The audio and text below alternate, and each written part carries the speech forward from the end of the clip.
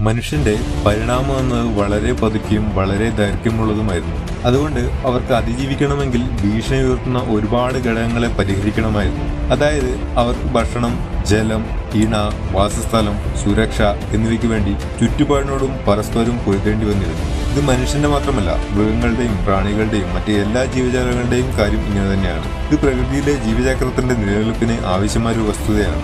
ജീവിക്കാനുള്ള ഈ മത്സരത്തിൽ അതിജീവിക്കണമെങ്കിൽ നമ്മുടെ പൂർവികർക്ക് അവരെ ശക്തരും ആരോഗ്യവാന്മാരും അക്രമശക്തരുമാക്കി മാറ്റേണ്ടതുണ്ടായിരുന്നു. ആ രീതി പിന്തുടർന്നായിരുന്നു മനുഷ്യന്റെ തലച്ചോറും വികസിച്ചിരുന്നത്. അതുകൊണ്ട് ഇന്ന് നാം കാണുന്ന മനുഷ്യരുടെ ഉള്ളിലെ ദേഷ്യം, അക്രമസ്വഭാവം, മത്സരബുദ്ധി പോലുള്ള വികാരങ്ങൾ നമുക്ക് നമ്മുടെ പൂർവികരിൽ നിന്നും പരിണമിച്ച് കിട്ടിയതാണ്. അതുകൊണ്ട് ദേഷ്യം, അക്രമശക്തി തുടങ്ങിയ വികാരങ്ങൾ ഉണ്ടാവുക എന്നത് സ്വാഭാവികവും മനുഷ്യന്റെ നിലനിൽപ്പിന് ആവശ്യവുമായ കാര്യങ്ങളാണ്. ആക്രമണശക്തി, ദേഷ്യം, അഹങ്കാരം തുടങ്ങിയ വികാരങ്ങൾ മനുഷ്യന് മാത്രമല്ല മൃഗങ്ങളിലും ഉണ്ടാവുന്ന വികാരങ്ങളാണ്. അപ്പോൾ എങ്ങനെയാണ് മനുഷ്യൻ മൃഗങ്ങളിൽ നിന്ന് വ്യത്യസ്തമാവുന്നത്? അതിന് കാരണം മനുഷ്യന്റെ തലച്ചോറിലെ നിയോകോർട്ടെക്സിൽ ഉണ്ടായ വികാസമാണ്. വികാരങ്ങൾ ലിംബിക് സിസ്റ്റത്തിലാണ് പ്രോസസ് ആവുന്നത്. നമ്മൾ നമ്മുടെ വികാരങ്ങൾക്ക് മേലുള്ള നിയന്ത്രണം നമ്മുടെ തലച്ചോറിന്റെ നിയോകോർട്ടെക്സിന്റെ സഹായത്തോടെയാണ് നിയന്ത്രിക്കുന്നത്. അതുകൊണ്ടാണ് നമുക്ക് ലോജിക്കലി ചിന്തിക്കാനും സാധിക്കുന്നത്. എന്നാൽ മൃഗങ്ങളുടെ തലച്ചോറിൽ ഈ ഒരു സവിശേഷത വളരെ കുറവായതിനാൽ അവ അവയുടെ വികാരങ്ങൾക്കനുസരിച്ചാണ് പ്രവർത്തിക്കുന്നത്. ഇതാണ് മനുഷ്യരെയും മൃഗങ്ങളെയും വ്യത്യസ്തമാക്കുന്നത്. എന്നാൽ മനുഷ്യരുടെ ഇടയിൽ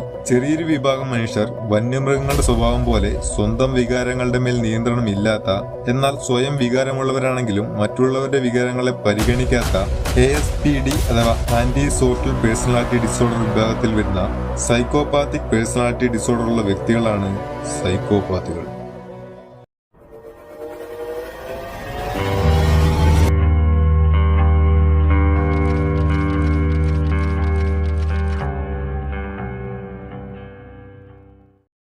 സൈക്കോപാത്ത് എന്ന് പറയുമ്പോൾ പൊതുവെ അവരെ സീരിയൽ കില്ലേഴ്സ് ആയിട്ടാണ് തെറ്റിദ്ധരിക്കുന്നത്. അതായത് ഒന്നിലധികം വ്യക്തികളെ ഒന്നിനു ശേഷം മറ്റൊന്ന് എന്ന രീതിയിൽ മൃഗീയമായി കൊലപ്പെടുത്തുന്നതിലൂടെ ആനന്ദം അല്ലെങ്കിൽ തന്റെ ഉള്ളിലെ അമർഷത്തിന് ഒരു ആശ്വാസം കണ്ടെത്തുന്നവരെയാണ് പൊതുവെ സീരിയൽ കില്ലേഴ്സ് എന്ന് വിശേഷിപ്പിക്കുന്നത്. ഭൂരിഭാഗം സീരിയൽ കില്ലേഴ്സും സൈക്കോപാത്തുകളാണ്. എന്നാൽ എല്ലാ സൈക്കോപാത്തുകളും സീരിയൽ കില്ലേഴ്സ് അല്ല.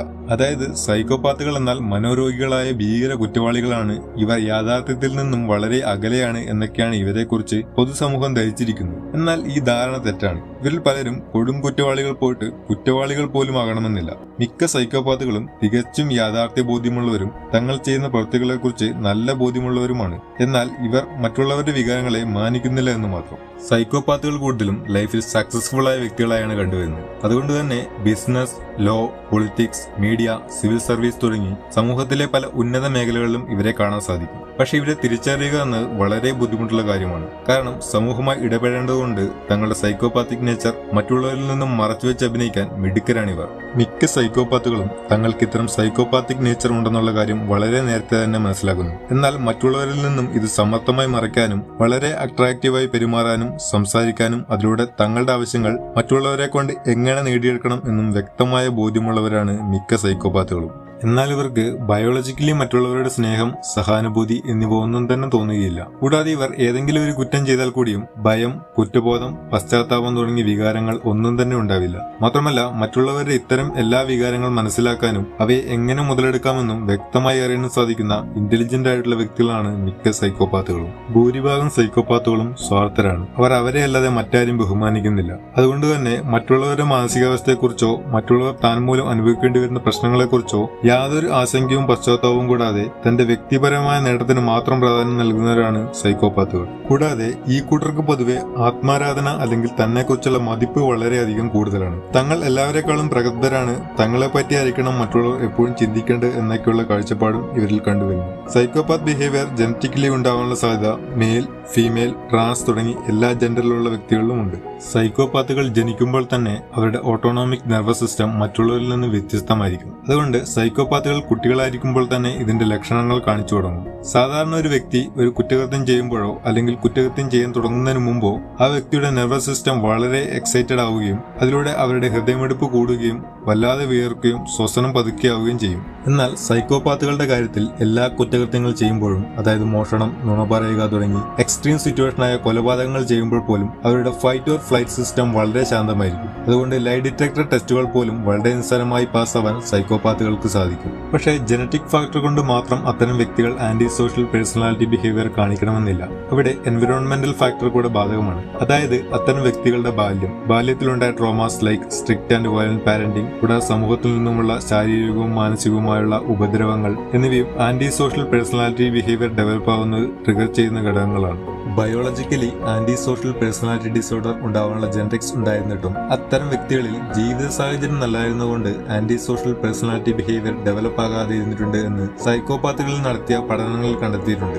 എന്നാൽ ജീവിത സാഹചര്യം വളരെ നല്ലതായിരുന്നിട്ടും ഒരു പ്രായത്തിന് ശേഷം ബയോളജിക്കൽ ഫാക്ടർ ഓട്ടോമാറ്റിക്കലി ട്രിഗറായി antisocial personality behaviour develop ആയ സൈക്കോപാത്തുകളും ഉണ്ടായിട്ടുണ്ട്. സൈക്കോപാത്തുകൾ സൈക്കോപാത്തിക് ബിഹേവിയർ കാണിക്കാനുള്ള പ്രധാന കാരണം അവർ ന്യൂറലി ഡിഫറന്റ് ആയതുകൊണ്ടാണ്.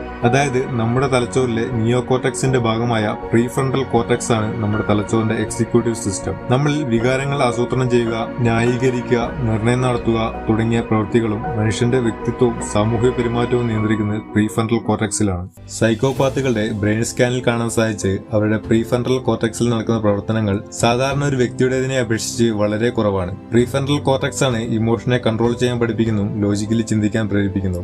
ഇത് സൈക്കോപാത്തുകൾക്ക് അവരുടെ പെരുമാറ്റത്തെ നിയന്ത്രിക്കാനും തീരുമാനമെടുക്കാനുമുള്ള കഴിവ് കുറയ്ക്കുന്നു. കൂടാതെ ഇവരുടെ തലച്ചോറിലെ അമിഗ്ഡലയിലെ പ്രവർത്തനങ്ങളും വളരെ കുറവായാണ് കാണപ്പെടുന്നത്. ഇതിലൂടെ സൈക്കോപാത്തുകൾക്ക് സ്വയം നിയന്ത്രണം കുറയുന്നു. അതായത് ചെയ്യാൻ പോകുന്ന പ്രവൃത്തിയുടെ അനന്തരഫലത്തെക്കുറിച്ച് ചിന്തിക്കാതെ എന്താണോ തോന്നുന്നത് അത് ചെയ്യാനുള്ള ഒരു ആവേശം ഇവരിൽ വർദ്ധിക്കുന്നു. തലച്ചോറിലെ മറ്റൊരു ഭാഗമായ ഇൻസുലാർ കോർട്ടെക്സിൽ ഉള്ള പ്രവർത്തനങ്ങളുടെ കുറവ് മൂലം സൈക്കോപാത്തുകൾക്ക് എത്ര അടുപ്പമുള്ള വ്യക്തിയാണെങ്കിലും മറ്റുള്ളവർ പറയുന്ന വാക്കുകളുടെ പുറകിലുള്ള വികാരങ്ങളെ മനസ്സിലാക്കാൻ സാധിക്കില്ല. തലച്ചോറിലെ ഫ്രണ്ടൽ ഓർ ടെമ്പറൽ ലോബിലെ പ്രവർത്തനങ്ങളുടെ കുറവ് മൂലം സൈക്കോപാത്തുകൾക്ക് സഹാനുഭൂതി, ധാർമ്മികത, സഹതാപം തുടങ്ങിയ മനോഭാവങ്ങൾ ഇല്ലാതെയാവുന്നു. സൈക്കോപാത്തുകളുടെ തലച്ചോറിലെ ക്രമക്കേടുകൾ മൂലമുണ്ടാവുന്ന ഇത്തരം സ്വഭാവങ്ങൾ അവർക്ക് വളരെയധികം ഗുണം ചെയ്യാറുമുണ്ട്. അതായത് റിസ്ക് എടുക്കാൻ പേടി തോന്നാത്ത അവസ്ഥ, മറ്റുള്ളവരോട് ആകർഷകമായി സംസാരിക്കാനും അതിലൂടെ അവരെ സ്വാധീനിക്കാനുമുള്ള കഴിവ്, ചെയ്യുന്ന പ്രവൃത്തികളിൽ കുറ്റബോധമില്ലാത്ത അവസ്ഥ തുടങ്ങിയ ഘടകങ്ങൾ സൈക്കോപാത്തുകളെ മറ്റുള്ളവരെ അപേക്ഷിച്ച് തങ്ങളുടെ ജീവിതത്തിൽ മുന്നേറാനും വിജയിക്കാനും സഹായിക്കുന്നു. ഇങ്ങനെയാണെങ്കിലും എല്ലാ സൈക്കോപാത്തുകളും ക്രിമിനലുകളല്ല, മറിച്ച് അവരുടെ തലച്ചോറിലെ ചില ഭാഗങ്ങളുടെ പ്രവർത്തനം സാധാരണ ഒരു വ്യക്തിയുടെ തലച്ചോറിന്റെ പ്രവർത്തനമായി വ്യത്യസ്തമായതുകൊണ്ട് മാനസികമായി സ്വസ്ഥമായ വ്യക്തികളിലുള്ള ചില കഴിവുകൾ ഇവരിൽ ഇല്ലെന്ന് മാത്രം.